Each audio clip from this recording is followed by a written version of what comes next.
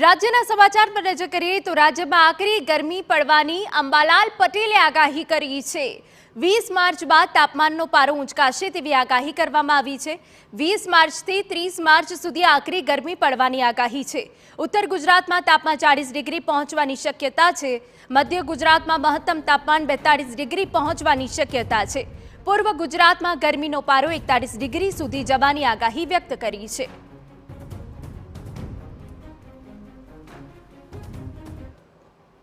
હરિપુરના 40-21 થી 23 માર્ચમાં ગરમી વધશે અને ઉત્તર ગુજરાતના ઘણા ભાગોમાં મહત્તમ તાપમાન 40 ડિગ્રી સેલ્સિયસ જેવું થવાની શક્યતા રહે।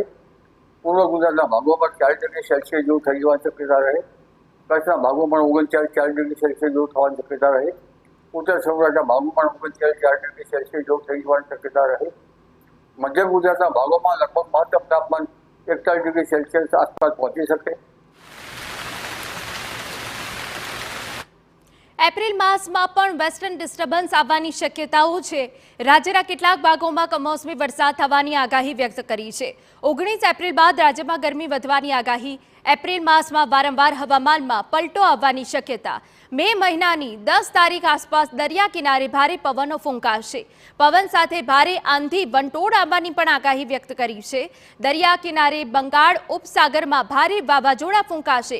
અરબી સમુદ્રમાં પણ વાવાઝોડા આવવાની આગાહી વ્યક્ત કરી છે।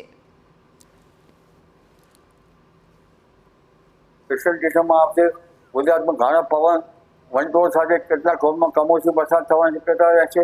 એપ્રિલની શરૂઆતમાં હવામાનમાં પલટો આવશે। એપ્રિલ તારીખ 19 થી 21માં પણ હવામાનમાં પલટો આવશે।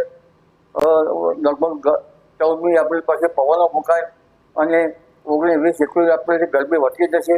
26મી એપ્રિલથી ગરમી ભારે પડશે। વચમાં કંઈક હવામાનમાં જ્યારે પલટાવો ત્યારે ઉષ્ણતામાનમાં